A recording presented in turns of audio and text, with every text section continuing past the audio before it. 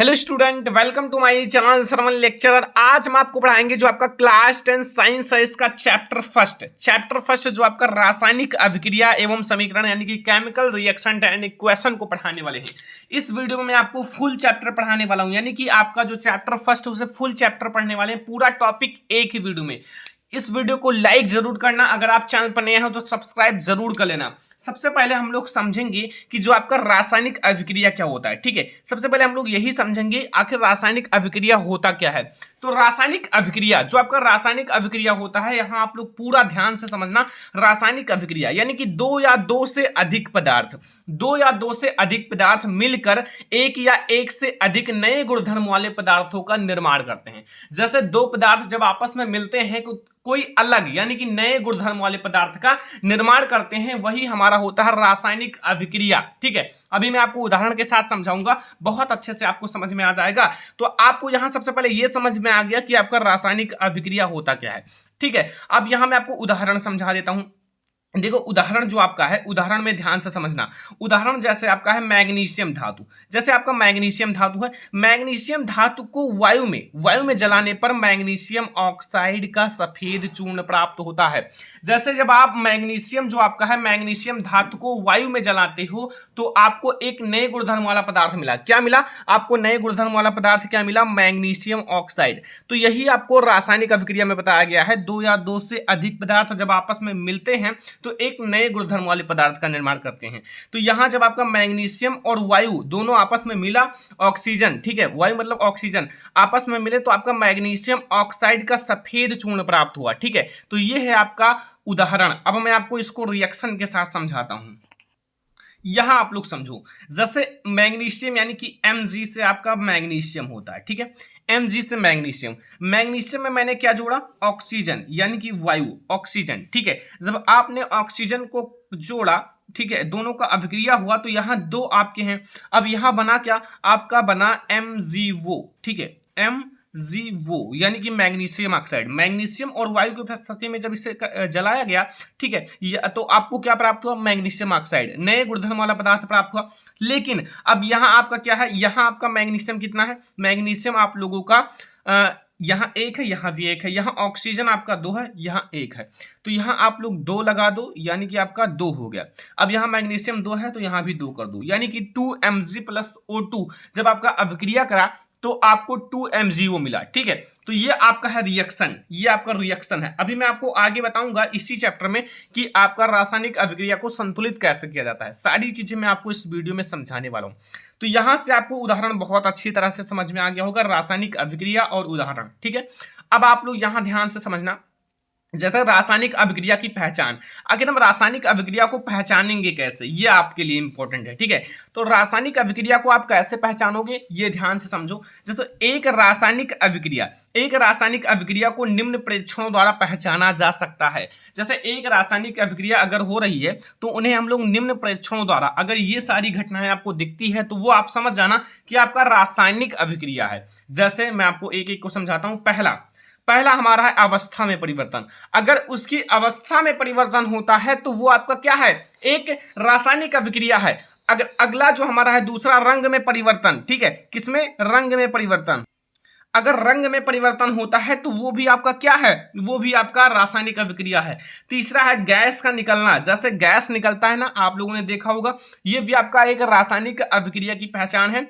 और आपका चौथा है ताप में परिवर्तन। ताप में परिवर्तन होना भी एक रासायनिक अभिक्रिया की पहचान है। तो अगर आपको रासायनिक अभिक्रिया को पहचानना है तो याद रखना ये 3-4 पॉइंट। आपका अवस्था में परिवर्तन होगा, या फिर रंग में परिवर्तन होगा, या फिर गैस का निकलना, या फिर ताप में परिवर्तन। तो ये आपका पूरा हो गया कॉन्सेप्ट, रासायनिक अभिक्रिया, उसका उदाहरण और रासायनिक अभिक्रिया की पहचान। तो ये आप लोग पूरा नोट कर लेना। ठीक है, ये बहुत ज्यादा इंपॉर्टेंट है। तो अब हम लोग देखते हैं जो हमारा इसी में अगला टॉपिक है। जो आप लोगों का रासायनिक अभिक्रिया होता है उसमें दो चीजें होती हैं। कौन कौन सा? एक है आपका अभिकारक, एक है आपका उत्पाद। ध्यान से समझना, एक आपका क्या है? अभिकारक है, और एक आपका उत्पाद है। ठीक है, अब अभिकारक क्या है और उत्पाद क्या है, ये सारी चीजें हम आपको समझाते हैं। Step by step. देखो जो अभिकारक होता है ऐसे पदार्थ जो किसी रासायनिक अभिक्रिया में भाग या हिस्सा लेते हैं। मतलब जो अभिकारक होते हैं वो ऐसे पदार्थ होते हैं जो किसी रासायनिक अभिक्रिया में भाग लेते हैं या फिर हिस्सा लेते हैं। ठीक है, यहां आपको ये समझ में आया। ओके, ये आपका है अभिकारक। अभी आपको पूरा कॉन्सेप्ट समझ में आ जाएगा। अब आप उत्पाद को समझो। उत्पाद क्या होता है? ऐसे पदार्थ जिनका निर्माण रासायनिक अभिक्रिया में होता है। मतलब जब रासायनिक अभिक्रिया होता है तो उसके बाद जिसका निर्माण होता है वो हमारा क्या होता है? वो होता है उत्पाद। अब उदाहरण के लिए मैं आपको समझा देता हूं। जैसे मैंने अभी आपको समझाया था कि मैग्नीशियम और ऑक्सीजन यानी कि वायु में जलाने पर क्या होता है? हमें मैग्नीशियम ऑक्साइड मिलता है। तो जो भाग लेते हैं अर्थात हिस्सा लेते हैं, यहां देखो आपका मैग्नीशियम और ऑक्सीजन क्या लिए हैं? अभिकारक हैं, और ये हिस्सा लिए हैं। क्या लिए हैं? हिस्सा लिए हैं।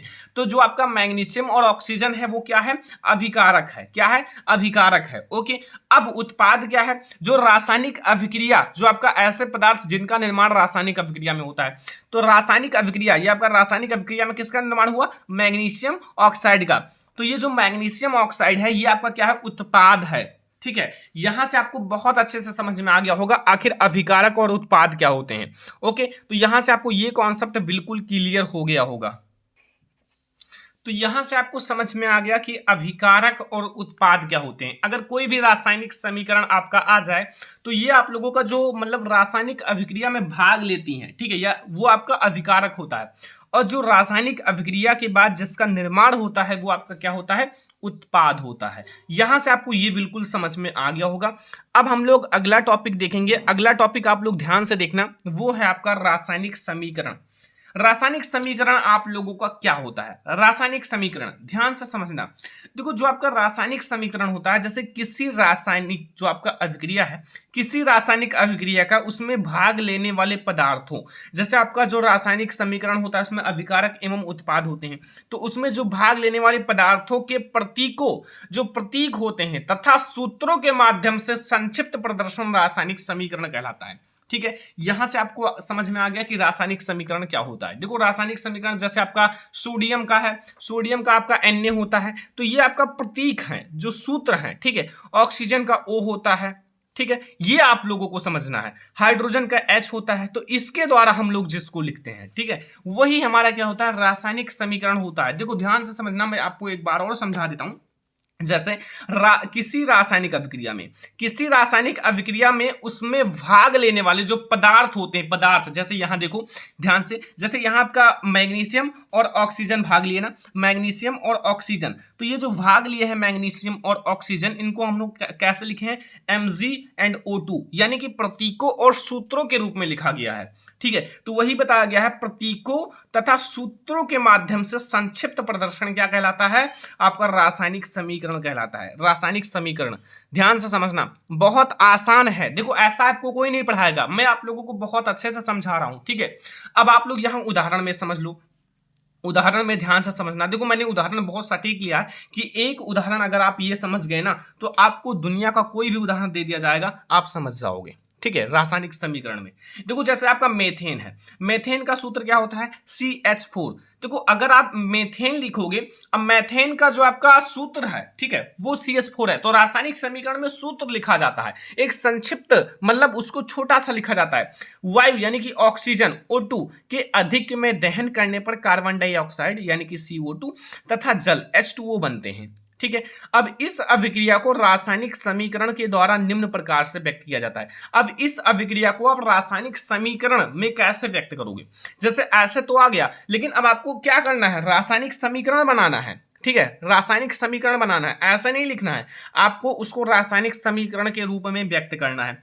अब इससे आप कैसे करोगे मैं आपको समझाता हूं। ठीक है, देखो ध्यान से समझना, जैसे मैंने क्या कहा है? CH4। CH4 का मतलब क्या है? मेथेन। ठीक है, CH4 यानी कि मेथेन जो कि गैस की अवस्था में है। G मतलब गैस की अवस्था में। मेथेन का सूत्र याद रखना, CH4 होता है। ओके, CH4 मेथेन, और इसमें मैंने क्या किया? O2O ऑक्सीजन लिया जो कि ऑक्सीजन है। ठीक है, ऑक्सीजन कौन लिया? O2O, यानी कि यहाँ आपके दो मॉलिक्यूल्स हैं ऑक्सीजन के, और यहाँ इसको G यानी कि गैस की अवस्था में है। अब इसको मैंने क्या किया? इसको मैंने गर्म कर दिया। डेल्टा, डेल्टा का चिन्ह हो तो वो समझ लो गर्म हो रहा है।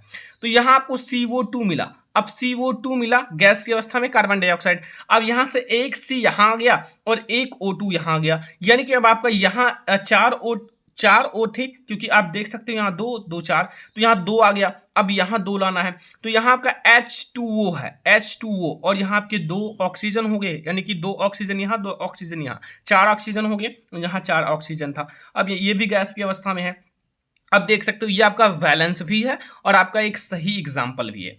तो ये हमारा है एक उदाहरण जो कि आपका रासायनिक समीकरण का है, मतलब रासायनिक समीकरण आपका ये एक रासायनिक समीकरण है। ऐसे आपको केमिस्ट्री में लिखना पड़ता है, ऐसा नहीं लिखोगे कि मेथेन प्लस आप ऑक्सीजन यानी कि वायु कर दो और इक्वल टू आपको मिल गया गिब्स आउट आपको कार्बन डाइऑक्साइड प्लस जल, ऐसा नहीं लिखना है। उसको सूत्रों या फिर प्रतीकों के रूप में लिखा जाता है, वो हमारा होता है रासायनिक समीकरण।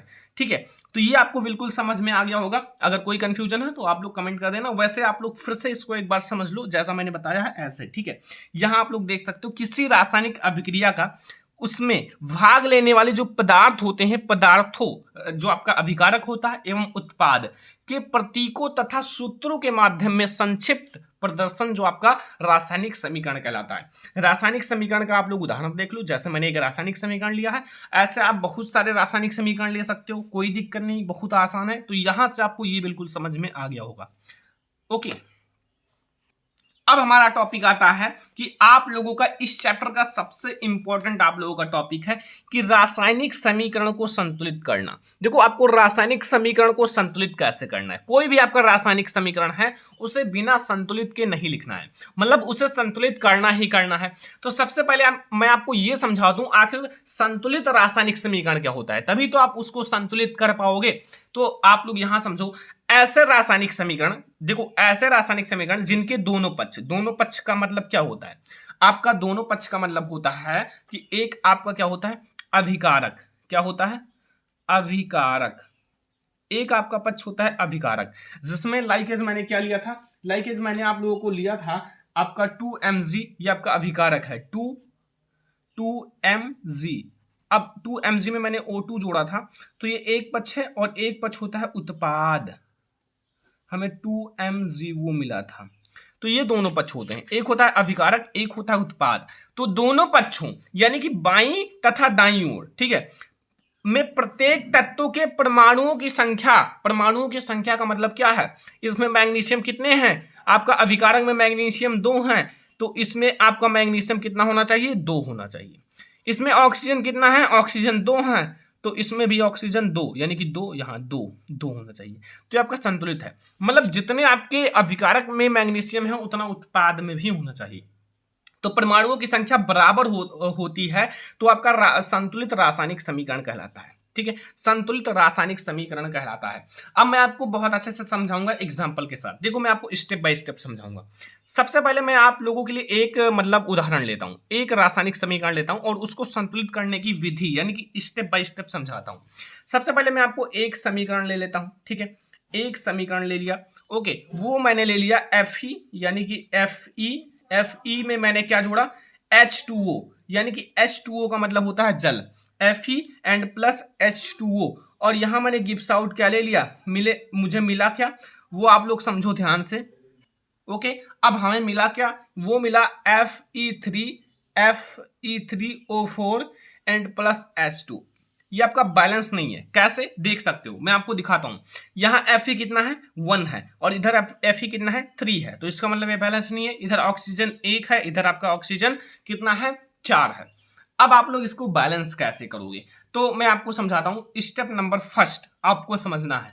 देखो, सबसे पहले आपको ये समझना है, जैसे आपका अभिकारक है ये और उत्पाद ये है, ठीक है, अभिकारक एंड उत्पाद। अब अभिकारक जो है उसको आप अभिकारक जो आप लोगों का है और उत्पाद, देखो अभिकारक और उत्पाद मैंने यहां लिखा, एक कॉलम बनाया है। देखो, सबसे पहले आपको मैं एक सरल तरीके से समझा रहा हूं, ठीक है। अब देखो यहाँ Fe आपका तत्व कितना है, Fe है, ठीक है, Fe है ना, इधर भी है Fe, इधर भी है, अभिकारक और उत्पाद में, ठीक है। अब आपका हमारा कितना है, इधर हाइड्रोजन है, हाइड्रोजन भी ले लो, और इधर ऑक्सीजन है, ऑक्सीजन भी ले लो, ठीक है। एक बात ध्यान रखना, जैसे हम ऐसे बैलेंस नहीं कर सकते कि इधर आपका ऑक्सीजन 4 है तो यहां मैं ऑक्सीजन के आगे 4 लगा दूं, ठीक है। इसके लिए मैं आपको स्टेप नंबर फर्स्ट समझाता हूं, स्टेप नंबर फर्स्ट समझना, ठीक है। स्टेप नंबर फर्स्ट समझो। इसके लिए आपको करना क्या है, लाइकेज आपको सभी को, जैसे आपका Fe है, इसको ब्रैकेट में बंद कर लेना है, ठीक है। आपको मतलब इसके अंदर चेंजेस नहीं करना है, ब्रैकेट में आपको, ब्रैकेट के बाहर जो करना है करो, ठीक है। फिर मैं यहाँ H2O लिख लेता हूँ ब्रैकेट के अंदर। आपको जो भी चेंज करना है वो पूरे में करना है, मतलब केवल O में नहीं कर सकते हो आप, H2O सभी में करना है, ठीक है। अब यहाँ हम गिब्स आउट लगा देते हैं, ठीक है। अब यहाँ हमारा Fe3O4 है, इसको भी ब्रैकेट में कर लेना, और प्लस हमारा H2 है, इसको भी ब्रैकेट में कर लेना। इतना आपको समझ में आ गया। सबसे पहले आपको ब्रैकेट में कर लेना है, ओके। अब आप लोग ध्यान से समझो, मैं आपको समझा रहा हूं। यहां देखो, आप लोगों का अभिकारक में Fe कितना है, अभिकारक में Fe 1 है, तो आपका अभिकारक में Fe 1 है। और उत्पाद में कितना है Fe हमारा 3 है, तो इधर आप 3 लगा लो, उत्पाद में हमारा Fe 3 है, ठीक है। ध्यान से समझना एक एक स्टेप को। और आपका हाइड्रोजन इधर कितना है, हाइड्रोजन 2 है, तो आप इधर 2 लिख लो, ठीक है। अब इधर हमारा हाइड्रोजन कितना है, 4 है, ये देखो हाइड्रोजन आपका इधर कितना है, 2 है, ये 2 है, तो इधर भी 2 लगा लो। अब आप देखो ऑक्सीजन, आपका ऑक्सीजन इधर 1 है, और इधर हमारा ऑक्सीजन कितना है, 4 है, ठीक है। ऑक्सीजन हमारा 4 है। अब आपको क्या करना है, देखो अगर मैं Fe में 3 से मल्टीप्लाई कर दूं तो हमारा Fe बराबर हो जाएगा, इधर भी 3 है अभिकारक में और उत्पाद में भी 3 है, तो यहां मैं 3 लगा देता हूं, ठीक है। हमारा Fe बराबर हो गया, इधर हमारा Fe3 हो गया और इधर हमारा Fe3 हो गया। अब हमें क्या करना है, इधर हमारा ऑक्सीजन है, अब ऑक्सीजन इधर 4 है, इधर 1 है, तो इधर मैं आपको 4 कर दूं, इधर देखो बराबर इक्वल 3 लिख देना। इधर मैं अगर 4 कर दूं तो ये हमारा 4 हो जाएगा ना, 4 4 बराबर। लेकिन अब आपको यहां बात को समझना है, देखो हमें 4 यहां लगाना है, ये तो मैंने जब अगर ऑक्सीजन में 4 लगाया तो ये हाइड्रोजन में भी 4 गुणा होगा, ठीक है। यानी कि यहाँ आपका हाइड्रोजन पहले 2 था, लेकिन अब इस 4 से गुणा होगा तो 8 हाइड्रोजन हो जाएगा, और ऑक्सीजन आपका 4 रहेगा, यानी कि आपका 4 रहेगा, ठीक है। अब आपका यहाँ क्या हुआ, हाइड्रोजन आप लोगों का इधर कितना हो गया, 8 हो गया, यानी कि इधर अब आप इसमें भी 4 से मल्टीप्लाई कर लो, इधर हमारा 8 हो गया, ठीक है। क्योंकि अगर आपका इसमें ऑक्सीजन में गुणा होगा तो हाइड्रोजन में भी गुणा होगा। अब आप क्या करोगे, आपको यहां यह हो गया, अब आपको इसको बराबर करने के लिए इसमें भी आपका उत्पाद में भी 4 से मल्टीप्लाई करना है और 8 कर लेना है, यहां भी आप 4 से मल्टीप्लाई कर लो, ठीक है। अब आपका ये बैलेंस हो चुका है, क्या हो गया, बैलेंस। आप लोग यहां देख सकते हो संतुलित हो चुका है। जैसे आपका, अब आप इसे कैसे लिखोगे, ऐसे नहीं लिखना है, ये कोई लिखने का तरीका नहीं है, आपको उसको सही रूप में लिखना है। जैसे यहाँ आपका 3Fe है, 3Fe लिख लो, ये आपका किस अवस्था में, सॉलिड अवस्था में है, ठीक है, S लिख देना बगल में, और प्लस 4H2O, 4H2O ये हमारा लिक्विड में है, ठीक है। अब गिव्स आउट आप लोग देखो, आपका यहाँ Fe3O4, ठीक है, ये हमारा है सॉलिड अवस्था में, और प्लस 4H2 ये हमारा है गैस की अवस्था में। अब आप लोग देख सकते हो यहाँ हमारा सारी चीजें बैलेंस हो चुका है। देखो लो चाहे, देखो हमारा Fe क्या है, Fe ध्यान से समझना, Fe हमारा देखो कितना है, यहाँ आपका अभिकारक में 3 है, ठीक है। और उत्पाद में देख लो, उत्पाद में भी देख सकते हो Fe कितना है, 3 है, ठीक है, Fe3 है। अब आप देखो यहाँ हाइड्रोजन कितना है, हाइड्रोजन देख सकते हो यहाँ हमारा 2 और 4 यानी कि आपका 8 है, ठीक है, हाइड्रोजन 8 है, और इधर हमारा हाइड्रोजन कितना है, 4 दूनी 8 यानी कि 8। अब आप लोग ऑक्सीजन चेक कर लो, ऑक्सीजन हमारा अभिकारक में कितना है, ऑक्सीजन हमारा 4 है, और इधर हमारा ऑक्सीजन 4 है, यानी कि सारा बैलेंस हो गया। देख सकते हो 3 3 8 8 4 4, यानी कि हमारा ये ऐसे बैलेंस हो गया। ऐसे आप कोई भी रासायनिक समीकरण को चुटकियों में बैलेंस कर सकते हो, ठीक है। अब ये आपका हो गया बैलेंस करने का तरीका। आई होप कि आपको बहुत ही अच्छे से समझ में आ गया होगा हम रासायनिक समीकरण को संतुलित कैसे करते हैं। यहां से ये कॉन्सेप्ट आपको बिल्कुल अच्छे से समझ में आ गया होगा। अब मैं आपको एक और बैलेंस करना सिखाता हूं। जैसे यहां मैं आपको दूसरा रासायनिक समीकरण सिखाता हूं, ठीक है। जैसे मैंने ले लिया Na और प्लस H2O यानी कि पानी, H2O गिव्स आउट हमें मिला NaOH एंड प्लस H2। इसको आप लोग बैलेंस करना, ठीक है। मैं आपको बता रहा हूं, पहले आप लोग कैसे करोगे, देखो समझना। पहले आप लोगों का इसमें ज्यादा कम क्या है ये समझो। देखो आपका यहाँ Na कितना है, 1 है, इधर भी आपका Na 1 है, ठीक है। अब आप समझो, यहाँ O एक है, इधर भी O एक है, लेकिन यहाँ H कितना है, 2 एंड 2 नहीं, 1 और 2 3, और इधर हमारा 2 है, ठीक है। अब आप इसे कैसे बैलेंस करोगे? अब हमारा इधर 3 है, इधर 2 है, तो आप इसको बैलेंस कैसे करोगे? देखो, मैं यहाँ ले लेता हूँ 2Na। Na का मतलब है आपका Na, ठीक है, आपका सोडियम, और प्लस, अब अगर मैंने 2Na ले लिया, और मैंने, देखो ध्यान से समझना, मैंने यहाँ ले लिया, अब यहाँ मैं H2O लिख लेता हूँ, ठीक है, गिव्स आउट। मैंने 2Na ले लिया, तो यहाँ हमें 2 यानी कि 2 है। अब यहाँ मैं 2 करूँगा क्योंकि हमें सोडियम 2 करना है, इधर भी 1 है तो ये भी 2 हो गया। अब देखो OH, ठीक है, और प्लस H2, आप ध्यान से समझना। अब यहाँ हमारा 2 एंड 2 4 हो गया। क्या आपका यहाँ क्या 4 हो गया? यहाँ आपका H यानी कि हाइड्रोजन 4 हो गया और ऑक्सीजन 2 हो गया। तो अगर हमें यहाँ ध्यान से समझना, यहाँ हमारा 2 ये है और 2 ये, 4 हमारा क्या हो गया, हाइड्रोजन हो गया, और ऑक्सीजन 2 हो गया। यानी कि अब हमें इसे पूरा करने के लिए यहाँ अगर मैं 2 लगा दूं तो यहाँ 4 हमारा क्या हो गया, यहाँ 4 हमारा हाइड्रोजन हो गया और 2 ऑक्सीजन हो गया, और ये हमारा केमिकल रिएक्शन जो है ये बैलेंस हो गया। देखो इसका कोई टिप्स नहीं है, कोई ट्रिक नहीं है, आप अपना कॉमन माइंड लगाकर, कॉमन सेंस लगाकर आप इसे बैलेंस कर सकते हो, या फिर आप ये कॉलम बनाकर बैलेंस कर सकते हो। मतलब पहले आप ऐसे कॉलम बनाकर बैलेंस करोगे, फिर धीरे धीरे आप खुद ब खुद बैलेंस करना सीख जाओगे। ये हमारा है कि रासायनिक समीकरण को संतुलित कैसे करें। तो ये आपको बिल्कुल समझ में आ गया। तो चलो अब हम लोग देखते हैं अगला टॉपिक।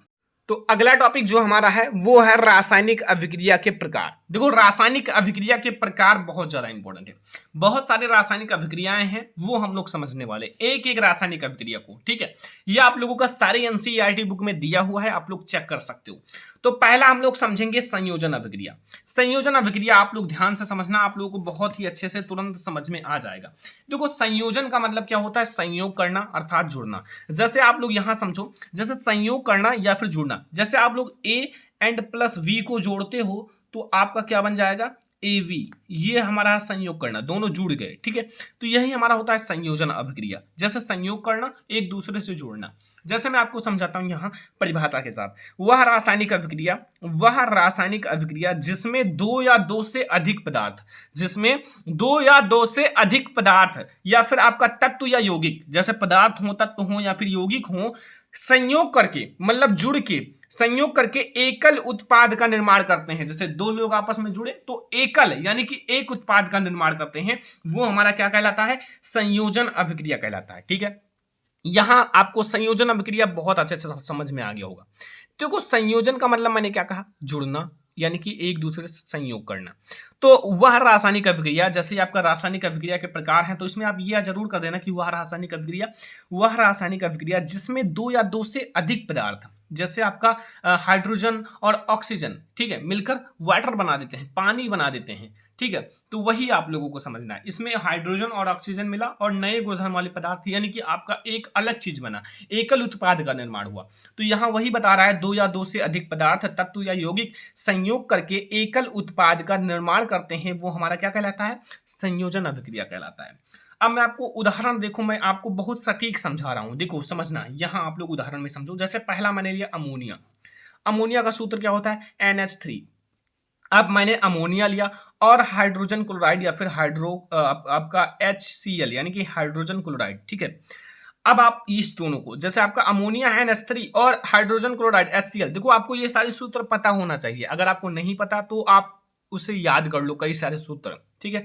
दोनों ही गैसीय यौगिक हैं, दोनों गैसीय यौगिक हैं, और अभिक्रिया से अमोनियम क्लोराइड का सफेद धुआं बनता है। जैसे जब ये अभिक्रिया करते हैं तो अमोनियम क्लोराइड का सफेद धुआं मिलता है। अब देखो ये 2 लोग, जैसे आपका ये है आपका अमोनिया और यहाँ आपका क्या है, हाइड्रोजन क्लोराइड, ठीक है। तो ये आप लोगों का 2 लोग मिल गए, यानी कि 2 या 2 से अधिक पदार्थ या फिर 2 ही लोग, 2 चीजें मिलकर गैसीय अवस्था में क्या बनाया, एकल उत्पाद यानी कि अमोनियम क्लोराइड बनाया, यानी कि एकल उत्पाद का निर्माण किया। तो वही तो हमारा है संयोजन अभिक्रिया। मैं यही तो आपको समझाना चाहता हूं, ठीक है। तो यहां से आपको ये समझ में आ गया कि संयोजन अभिक्रिया क्या होता है। अब यहां जैसे आप लोग देख सकते हो, आपका NH3 है, NH3 और प्लस HCl, NH3 और प्लस HCl मिलकर क्या बनाया, NH4 आपका NH4Cl, यानी कि आपका अमोनिया और हाइड्रोजन क्लोराइड ये दोनों मिल गए और क्या बनाया, अमोनियम क्लोराइड। ठीक है, ये आपको समझ में आया संयोजन अभिक्रिया, जो कि बहुत ही आसान है। आई होप कि आपको बहुत अच्छे से समझ में आ गया होगा। जहां NH3 और प्लस HCl मिलकर NH4Cl बना दिया। अब आप लोग सोच रहे होंगे कि एक एग्जाम्पल और बता दे सर तो बहुत अच्छे से समझ में आ जाए, तो मैं आपको एक और एग्जाम्पल के साथ समझा देता हूं। ठीक है, ध्यान से समझना। देखो, जैसे आप लोगों का लिया, क्या लिया आप लोग, लिए कार्बन मोनोऑक्साइड। कार्बन यानी कि सी से कार्बन, ओ से मोनोऑक्साइड। ठीक है, ये आपका गैस की अवस्था में है। ठीक है, कार्बन मोनोऑक्साइड गैस की अवस्था में। और इसमें मैंने क्या जोड़ा, इसमें मैंने Cl2 जोड़ा। Cl2 मतलब क्या है, क्लोरीन है। अब Cl2 मैंने जोड़ा तो ये भी गैस की अवस्था में है। अब ये दो लोग हैं, यानी कि आपका कार्बन मोनोऑक्साइड और प्लस Cl2 यानी कि आपका क्लोरीन। अब ये दोनों लोग मिलकर क्या बनाएंगे, सी, ठीक है ध्यान से समझना, COCl2। ये हमारा क्या है, ये है कार्बोनिल क्लोराइड, ये भी गैस की अवस्था में है, कार्बोनिल क्लोराइड। तो यहां देख सकते हो आपका ये कार्बन मोनोऑक्साइड और ये आपका क्लोरीन, और ये दोनों मिलकर क्या बना दिया, ये बना दिया आपका कार्बोनिल आपका क्लोराइड। तो यहां से आपको ये बिल्कुल समझ में आ गया होगा, कोई दिक्कत नहीं होगा। ठीक है, तो ये हमारा पहला एग्जाम्पल है, यानी कि दूसरा। अब आप यहां समझो तीसरा एग्जाम्पल, यानी कि इसी का मतलब, ये तो मैंने अपनी तरफ से समझाया, अब मैं आपको एक और समझाता हूं यहां। ठीक है, ये है आपका कोयले का दहन। कोयले का दहन, ठीक है, कोयले का दहन का मतलब है, जैसे आपका यहाँ कार्बन है, कार्बन ये आपका सॉलिड है, और यहाँ ऑक्सीजन यानी कि गैस की अवस्था में है। ये दोनों मिलकर क्या बना है, कार्बन डाइऑक्साइड यानी कि गैस की अवस्था। अब देखो यहाँ कार्बन है और ऑक्सीजन है, ये क्या हो गया, मिलकर कार्बन डाइऑक्साइड बना दिया। अब यहां से आपको यह समझ में आ गया कि संयोजन अभिक्रिया क्या होता है और उसका उदाहरण। ठीक है, देखो यहां से आपको बिल्कुल अच्छे से समझ में आ गया संयोजन अभिक्रिया क्या है और उसका उदाहरण। देखो मैंने आपको यहां से एक उदाहरण समझा दिया, और एक उदाहरण मैंने आपका रफ में समझाया, और दूसरा यह है कोयले का दहन। तो यहां से आपको कोई दिक्कत नहीं होगा, संयोजन अभिक्रिया बहुत ही अच्छे से समझ में आ गया होगा। तो संयोजन अभिक्रिया समझ में आ गया तो बहुत अच्छी बात है, ये आपके बोर्ड एग्जाम में जरूर पूछा जाता है। तो अब हम लोग देखेंगे वियोजन अभिक्रिया। वियोजन अभिक्रिया, देखो संयोजन अभिक्रिया का उल्टा होता है वियोजन अभिक्रिया। ठीक है, संयोजन अभिक्रिया का क्या होता है, उल्टा होता है वियोजन अभिक्रिया। तो अब वियोजन अभिक्रिया को कैसे समझोगे, ध्यान से समझना। जैसे वियोजन अभिक्रिया जो होती है, वियोजन अभिक्रिया वह रासायनिक अभिक्रिया है, वियोजन अभिक्रिया वह रासायनिक अभिक्रिया है जिसमें जो अवयवी तत्व हैं छोटे छोटे कणों में विभाजित हो जाता है। मतलब जो उनके अवयवी तत्व हैं, ठीक है, वो छोटे छोटे कणों में क्या होते हैं, विभाजित हो जाता है। और वह अभिक्रिया ऊष्मा, प्रकाश, ताप, विद्युत से संपन्न होता है। मतलब ये जो अभिक्रिया होता है ये ऊष्मा, ठीक है, प्रकाश, ताप व विद्युत से संपन्न होता है। मतलब ये नॉर्मल होती हैं, लेकिन ये जब इन सब की उपस्थिति में होती हैं, जैसे ऊष्मा हो गया, प्रकाश हो गया, ताप हो गया, तब ये टूटती हैं। तो यहां से आपको ये समझ में आ गया कि वियोजन अभिक्रिया वह रासायनिक अभिक्रिया है जिसमें जो अवयवी तत्व होते हैं छोटे छोटे कणों में विभाजित हो जाता है, और यह अभिक्रिया ऊष्मा, प्रकाश व ताप, विद्युत से संपन्न होता है। ठीक है, अब मैं आपको थोड़ा सा और समझाने वाला हूं वियोजन अभिक्रिया के प्रकार जो हैं। देखो वियोजन अभिक्रिया के प्रकार, ठीक है, ध्यान से समझना। जैसे ऊष्मीय वियोजन और आपका विद्युत वियोजन, इसमें जो आपका उदाहरण है वो आपका जैसे वियोजन अभिक्रिया का ही है। ठीक है, तो अब आप लोग समझोगे ऊष्मीय वियोजन और विद्युत वियोजन, इनको समझ लो ध्यान से, ऊष्मीय वियोजन और विद्युत वियोजन के बारे में। तो सबसे पहले हम लोग समझते हैं ऊष्मीय वियोजन। देखो ऊष्मीय वियोजन का मतलब है कि जो ऊष्मा के प्रभाव से होता है, मतलब ऊष्मा उसमें उत्प्रेरक रखो, ठीक है, ऊष्मा देने पर वो अभिक्रिया होती है, तो वो हमारा होता है ऊष्मीय वियोजन। अब जैसे समझो, वह जब किसी पदार्थ का वियोजन, ठीक है, वियोजन की अभिक्रिया ऊष्मा देने पर होती है। जैसे ध्यान से समझना, कोई भी चीज है उसको जब ऊष्मा दिया जाए और वो टूट जाए, वियोजित हो जाए, तो वो हमारा होता है उसमें वियोजन, और वियोजन का अर्थ ही होता है टूटना। अभी आपको समझ में आ जाएगा, बिल्कुल क्लियर। ठीक है, तो वो आपका ऊष्मा देने पर होती है, तो वो आपका ऊष्मीय वियोजन कहलाता है। वो क्या कहलाता है, ऊष्मीय वियोजन कहलाता है, ऊष्मीय वियोजन कहते हैं। ठीक है, यहां से आपको यह समझ में आ गया ऊष्मीय वियोजन क्या है। अगर अब आप लोग यहाँ उदाहरण समझना चाहते हो तो उदाहरण तो मैं आपको बहुत अच्छे से समझाऊंगा।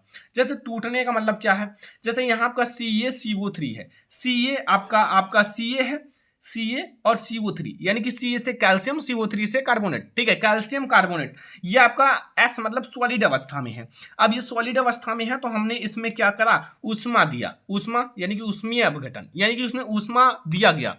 तो ऊष्मा जब दिया गया तो ये आपका कैल्शियम ऑक्साइड यानी कि CaO सॉलिड अवस्था में CaO और CO2 यानी कि कार्बन डाइऑक्साइड में टूट गया। अब यहां मैंने जब इसमें ये एक है और ये एक लोग जब इसमें ऊष्मा दिया गया तो ये दो चीजों में टूट गया। जैसे कैल्शियम कार्बोनेट ऊष्मा देने पर कैल्शियम क्लोराइड आपका ऑक्साइड और आपका कार्बन डाइऑक्साइड में टूट गया। तो यही हमारा होता है ऊष्मीय वियोजन। यहां से आपको ऊष्मीय वियोजन बहुत अच्छे से समझ में आ गया होगा, बहुत आसान भी है।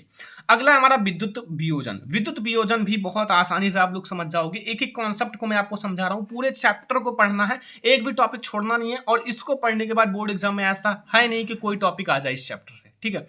तो ध्यान से पूरा चैप्टर पढ़ लेना। जिस रासायनिक अभिक्रिया में यौगिक का विद्युत प्रवाह द्वारा वियोजित होता है, मतलब वियोजन किया जाता है, जिस और वही आपका विद्युत वियोजन कहलाता है। देखो जब आप विद्युत का प्रवाह करके उसको तोड़ते हो, वियोजित करते हो, तो वही हमारा क्या कहलाता है, विद्युत वियोजन। जैसे मैंने क्या कहा था, जैसे वाटर है, वाटर दो चीजों से मिलकर बना है, आपका हाइड्रोजन और ऑक्सीजन। तो जब आप वाटर को विद्युत के द्वारा विद्युत अपघटन करोगे तो हमारा क्या टूट जाएगा, 2H2 प्लस आपका ऑक्सीजन यानी कि O2। आपका 2H2 यानी कि दो मॉलिक्यूल्स जब आपके जल के होंगे तो आपका दो हाइड्रोजन के मॉलिक्यूल्स हैं प्लस O2 में टूट गया। ये हमारा होता है विद्युत अपघटन या फिर विद्युत वियोजन। ये हमारे हैं वियोजन अभिक्रिया और वियोजन अभिक्रिया के प्रकार। आप लोगों को बहुत अच्छे से समझ में आ गया होगा वियोजन अभिक्रिया और वियोजन अभिक्रिया के प्रकार। अब अगली अभिक्रिया जो हमारा है बहुत ज्यादा इंपॉर्टेंट अभिक्रिया है, वो ध्यान से समझना, बोर्ड एग्जाम के लिए ये सारी बहुत ज्यादा इंपॉर्टेंट है और पूरा चैप्टर हम लोग खत्म करेंगे। तो ये हमारा है विस्थापन अभिक्रिया। विस्थापन अभिक्रिया में क्या है ये आप लोग ध्यान से समझ लो विस्थापन अभिक्रिया के बारे में। तो विस्थापन अभिक्रिया का मतलब है कि देखो विस्थापन का मतलब होता है विस्थापित करना। जैसे आपको कोई विस्थापित कर दे, आपसे ज्यादा वो दमदार है, क्रियाशील है, तो उसको विस्थापित कर देता है। तो वहां यही चीज कॉन्सेप्ट में है, यही चीज मैटर करता है कि वह रासायनिक अभिक्रिया जिसमें अधिक क्रियाशील तत्व, जो अधिक क्रियाशील तत्व हैं, कम क्रियाशील तत्व, ठीक है, जैसे अधिक क्रियाशील तत्व जो है वो कम क्रियाशील वाले तत्व को परमाणु को विस्थापित कर स्वयं उसका स्थान ग्रहण कर लेता है, विस्थापन अभिक्रिया कहलाता है। कहने का मतलब क्या है कि जो अधिक क्रियाशील हैं वो कम क्रियाशील वाले तत्व को विस्थापित कर देते हैं और स्वयं उसका स्थान ग्रहण कर लेते हैं, वही हमारा क्या होता है, आपका विस्थापन अभिक्रिया होता है, ठीक है। अब आप उदाहरण के लिए समझो, उदाहरण के लिए जैसे Fe है यानी कि आयरन और CuSO4, इसके बारे में आप तीसरे चैप्टर में पढ़ोगे धातु एवं अधातु में, जब आपको सक्रियता श्रेणी और विद्युत रासायनिक श्रेणी पढ़ाया जाएगा तो उसमें बताया जाएगा कौन सी धातु कितना क्रियाशील है, कौन से तत्व कितना क्रियाशील है, ठीक है। तो यहाँ आपका Fe यानी कि आयरन और CuSO4 यानी कि कॉपर सल्फेट, Cu से कॉपर और SO4 से सल्फेट। अब यहाँ जो Fe है ना वो Cu से ज्यादा क्रियाशील है, ये आपका ज्यादा क्रियाशील है, ये आपका कम क्रियाशील है, ठीक है। Fe ज्यादा क्रियाशील है, तो Fe जब ज्यादा क्रियाशील है तो ये Cu को विस्थापित कर देता है और स्वयं इसका स्थान ग्रहण कर लेता है, FeSO4 बन जाता है। मतलब ये SO4 क्या होता है, Fe के साथ जुड़ जाता है, SO4 Fe के साथ जुड़ जाता है और Cu को बाहर कर देता है और यहाँ Cu आ जाता है। तो ये हमारा आयरन सल्फेट बन जाता है और कापर बचता है। तो यहाँ कापर सल्फेट से क्या बन गया, आयरन सल्फेट, ठीक है। तो ये हमारा होता है उदाहरण यानी कि विस्थापन अभिक्रिया। देख सकते हो सीधा सीधा आपको दिखा रहा है कि Fe जो है कापर को विस्थापित कर देता है, क्यों, क्योंकि Fe जो है कापर से अधिक क्रियाशील है, इसलिए ये इसे विस्थापित कर देता है। यहां से आपको ये समझ में आ गया कि विस्थापन अभिक्रिया क्या होता है। अब हम लोग देखेंगे द्विविस्थापन। देखो अभी तक हम लोगों ने विस्थापन पढ़ा, अब हम लोग समझेंगे द्विविस्थापन यानी कि दो लोगों का एक साथ में विस्थापन होना, ठीक है। तो अब इसको आप कैसे समझोगे, इसको मैं आपको बहुत अच्छे से समझा देता हूं, ध्यान से समझना, ठीक है। जैसे वे रासायनिक अभिक्रियाएं जिसमें अभिकारक, जो अभिकारक होते हैं, देखो एक अभिकारक होता है, एक उत्पाद होता है रासायनिक अभिक्रिया में, तो इसमें अभिकारक की बात की गई है। अभिकारक जो होता है यौगिकों के आयनों, यानी कि जो यौगिक होते हैं उनके आयनों अथवा मूल जो उनके मूलक होते हैं, मूलकों के परस्पर विनिमय द्वारा नए उत्पाद बनते हैं, इन्हें द्विविस्थापन अभिक्रिया कहलाता है। देखो उनके आयनों का आदान प्रदान हो, ठीक है, या फिर उनके मूलकों का आदान प्रदान हो, विनिमय हो, तो उससे हम लोग क्या कहते हैं, द्विविस्थापन अभिक्रिया कहते हैं। उदाहरण के लिए आप लोग यहां समझो, उदाहरण भी आपके सामने ही है। उदाहरण आप लोगों का है, देखो यहाँ Na2SO4, ये आपका AQ है यानी कि एक्वारेजिया, ठीक है। नहीं आपका AQ एक मतलब जैसे आपका सॉलिड होता है, ठीक है, ठोस होता है, और जलीय, ये आपका जलीय है, ठीक है। VaCl2 और यहाँ AQ और यहाँ BaSO4 बना और H सॉलिड है, Na2NaCl यानी कि नमक AQ। अब यहाँ आप लोग कैसे समझोगे, मैं आपको समझाता हूँ। यहाँ देखो Na2SO4, यहाँ Na2 किसके साथ था, SO4 के साथ था, तो Na2 किसके साथ जुड़ गया? Cl के साथ, यानी कि यहाँ देखो Na2 Cl के साथ जुड़ गया तो एक लोगों का विस्थापन हुआ। फिर दूसरे का समझो, या BaCl2 के साथ जुड़ा था तो Ba किसके साथ जुड़ गया? SO4 के साथ, तो यहाँ BaSO4 बन गया। मतलब यहाँ Na2Cl से जुड़ गया और BaSO4 के साथ जुड़ गया, मतलब दोनों का क्या हुआ? विस्थापन हुआ। तो इसीलिए हम लोग क्या कहते हैं? इसको द्विविस्थापन अभिक्रिया कहते हैं। इसमें आयनों का विस्थापन होता है और एक दूसरे से जुड़ जाते हैं, तो इसमें हमारा क्या होता है? द्विविस्थापन अभिक्रिया। उदाहरण भी बहुत अच्छे से समझ में आ गया होगा। जैसे हमारा सोडियम सल्फेट से क्या बन गया? बेरियम सल्फेट, और बेरियम क्लोराइड से क्या बन गया? Sodium chloride. ठीक है, मतलब सोडियम सल्फेट से आपका सोडियम क्लोराइड बन गया और बेरियम क्लोराइड से आपका बेरियम सल्फेट बन गया। ठीक है, ये आपको बहुत अच्छे से समझ में आ गया होगा। अब हम लोग देखेंगे अगला जो हमारा है, अगला हमारा है ऊष्माक्षेपी अभिक्रिया। ऊष्माक्षेपी अभिक्रिया के बारे में आप क्या जानते हो? देखो, आपके दो अभिक्रियाएं होती हैं, एक ऊष्माक्षेपी, एक ऊष्माशोषी। तो मैं आपको दोनों के बारे में थोड़ा सा समझा देता हूं ताकि आप लोगों का एक कॉन्सेप्ट क्लियर हो जाए। देखो, एक आपका क्या होता है? ऊष्माक्षेपी, और एक होता है ऊष्माशोषी। देखो, लास्ट में इसमें क्या आया? शोषी, और इसमें छेपी। शोषी का मतलब होता है उत्शोषण करना और छेपी का मतलब होता है उत्सर्जन करना, छोड़ना, बाहर निकालना। तो यहां से शोषी का मतलब समझ में आ गया अवशोषण, तो उसका मतलब उसका उल्टा क्या होगा? उत्सर्जन, बाहर निकालना। मतलब किसी चीज को आप अवशोषित कर ले, अपने अंदर ग्रहण कर ले, तो ये आपका ऊष्माशोषी हो जाएगा। और ऊष्माक्षेपी का मतलब होता है किसी चीज को बाहर निकालना, उत्सर्जन करना। ठीक है, अब इसमें ऊष्मा की बात की जा रही है तो ऊष्मा को ही मतलब बाहर किया जाएगा। तो यहां आप लोग समझो पहले ऊष्माक्षेपी अभिक्रिया। जिन रासायनिक अभिक्रियाओं में उत्पाद के निर्माण के साथ साथ ऊष्मा भी उत्पन्न होती है, यहाँ क्या कहा मैंने? जिन रासायनिक अभिक्रिया में उत्पाद के साथ साथ, यानी कि उत्पाद के निर्माण के साथ साथ ऊष्मा भी उत्पन्न होती है, तो उसे हम लोग क्या कहते हैं? उन्हें हम लोग ऊष्माक्षेपी अभिक्रिया कहते हैं। ऊष्माक्षेपी अभिक्रिया क्या होती है? आप लोगों को बहुत अच्छे से समझ में आ गया होगा कि जिन रासायनिक अभिक्रियाओं में उत्पाद के निर्माण के साथ साथ ऊष्मा भी उत्पन्न होती है, तो उन्हें हम लोग ऊष्माक्षेपी अभिक्रिया कहते हैं। ठीक है, अभी आप लोगों को यहाँ उदाहरण के साथ समझाता हूँ। उदाहरण ध्यान से समझना। जैसे हमारे पास है यहाँ CH4 यानी कि मेथेन। CH4 का मतलब क्या होता है? मेथेन। और O2 यानी कि ऑक्सीजन, O2 ऑक्सीजन। अब हमें यहाँ देखो, आपका मेथेन और ऑक्सीजन मिलकर आपका कार्बन डाइऑक्साइड और जल बनाया। कार्बन डाइऑक्साइड CO2 और जल H2O यानी कि 2H2O। अब इसमें प्लस ऊष्मा मैंने लिखा। प्लस ऊष्मा का मतलब होता है ऊष्मा का बाहर निकलना, तो प्लस ऊष्मा मैंने लिख दिया कि ऊष्मा बाहर निकल रहा है। तो ये हमारा है ऊष्माक्षेपी। ऊष्माक्षेपी में ऊष्मा बाहर निकलता है, तो जब ऊष्मा बाहर निकलेगा तो उसे हम लोग प्लस ऊष्मा लिखेंगे। क्या लिखेंगे? प्लस ऊष्मा। तो यहाँ से हमारा ऊष्मा प्लस हो रहा है, यानी कि इसमें उत्सर्जन हो रहा है, उत्पाद के साथ साथ ऊष्मा का निर्माण भी हो रहा है। देख सकते हो इसके साथ प्लस लगाया गया, यानी कि ये आपका उत्पाद है और उत्पाद के साथ साथ ऊष्मा का निर्माण भी हो गया। ये हमारा हो गया ऊष्माक्षेपी अभिक्रिया। अब हम लोग समझेंगे ऊष्माशोषी क्या होता है। अब ऊष्माशोषी भी समझ लो। देखो, जिन रासायनिक अभिक्रियाओं में ऊर्जा अवशोषित होती है, अवशोषित होने का मतलब है कि माइनस होती है, अपने अंदर ग्रहण करती है, तो उसे इन्हें हम लोग ऊष्माशोषी अभिक्रिया कहते हैं। उन्हें क्या कहते हैं? ऊष्माशोषी अभिक्रिया कहा जाता है। ठीक है, तो यहाँ से आपको ऊष्माक्षेपी और ऊष्माशोषी अभिक्रिया बहुत ही अच्छे से समझ में आ गया होगा। अब यहाँ उदाहरण के लिए आप समझ लो। उदाहरण जैसे आपका N2 है, N2 मतलब नाइट्रोजन, और प्लस आपका ऑक्सीजन है, और नाइट्रोजन और ऑक्सीजन मिलकर नाइट्रिक ऑक्साइड बनाती हैं 2NO, और लेकिन माइनस ऊष्मा हो रहा है। क्या हो रहा है? माइनस ऊष्मा। माइनस ऊष्मा का मतलब है कि ऊष्मा अवशोषित हो रहा है, ऊष्मा का अवशोषण हो रहा है, अवशोषित हो रहा है। ठीक है, तो ये हमारा हो जाता है ऊष्माक्षेपी और ऊष्माशोषी अभिक्रिया। बिल्कुल अच्छे से आप लोगों को समझ में आ गया होगा। तो ये भी अभिक्रिया आप लोगों को समझ में आ गया होगा। अब अगला जो हमें समझना है वो है ऑक्सीकरण अभिक्रिया। ऑक्सीकरण और अपचयन, यानी कि ऑक्सीकरण और अपचयन, अपचयन और उपचयन। ठीक है, उपचयन अभिक्रिया भी इसे कहा जाता है। ठीक है, तो ऑक्सीकरण अभिक्रिया में क्या होता है? ऑक्सीकरण का मतलब होता है कि ऑक्सीजन को ग्रहण करना। ठीक है, ऑक्सीजन का जुड़ना, ऑक्सीजन को ग्रहण करना और हाइड्रोजन का त्याग करना, वो हमारा होता है ऑक्सीजन, यानी कि ऑक्सीकरण। देखो, ऑक्सीकरण में आपको देखो, ऑक्सीकरण में ऑक्सीजन जुड़ा लग रहा है ना, तो ऑक्सीकरण मतलब ऑक्सीजन का जुड़ना और हाइड्रोजन का त्याग करना।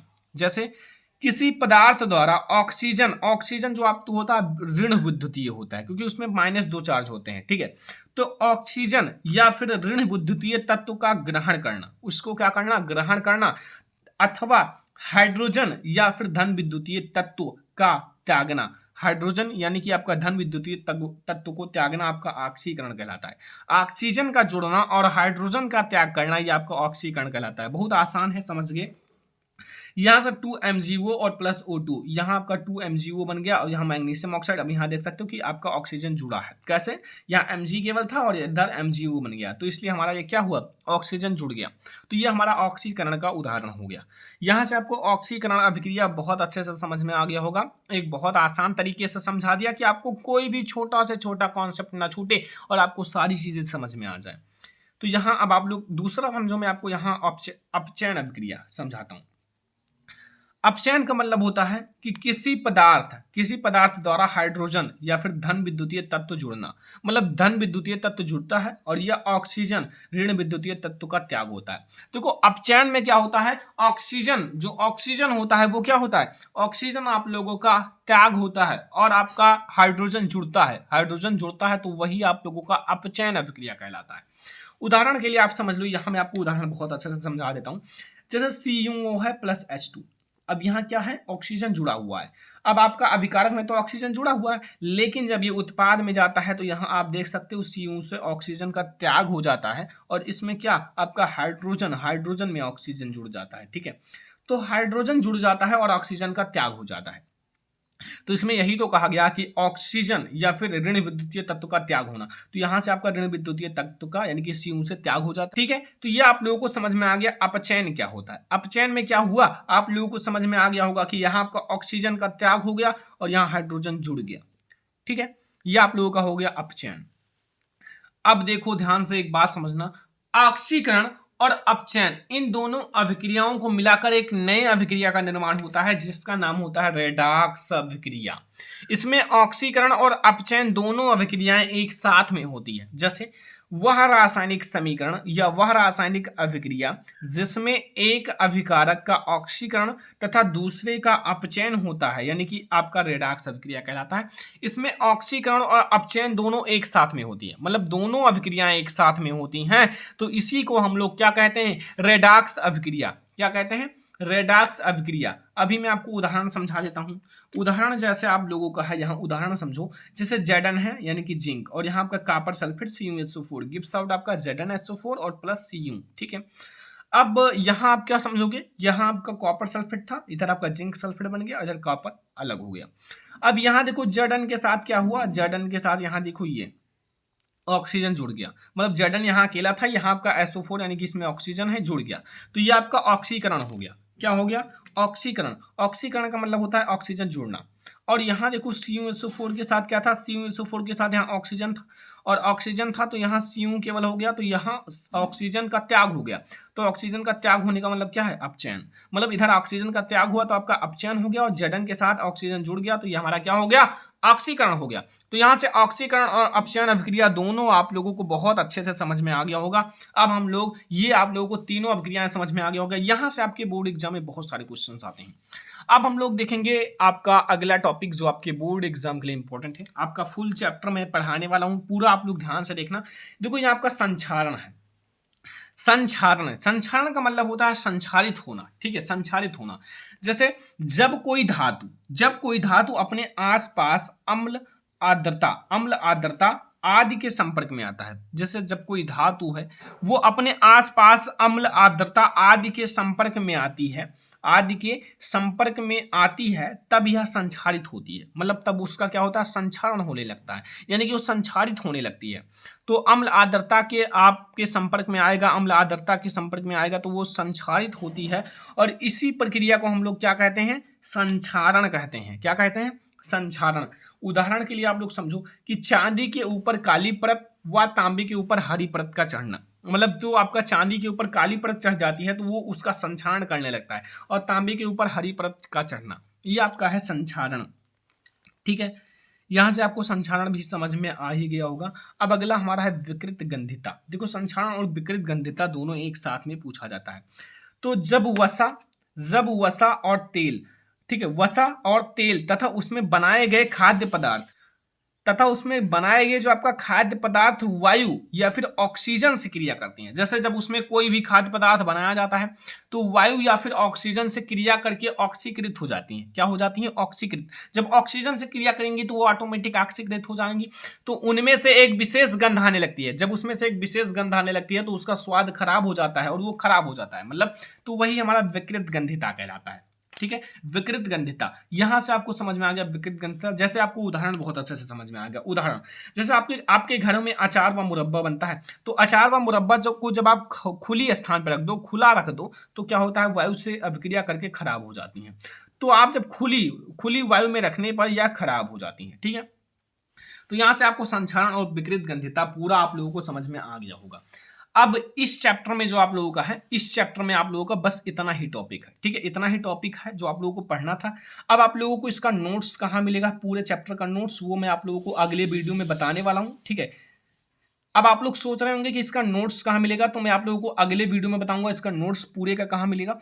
ठीक है, और आप लोग इस चैनल को सब्सक्राइब कर लो। इस चैप्टर को आप लोगों को पूरी तरह से समझ में आ गया हो गया, जितनी चीजें मैंने आपको पढ़ाया पूरी समझ में आ गया होगा। ये हमारा है चैप्टर नंबर 1।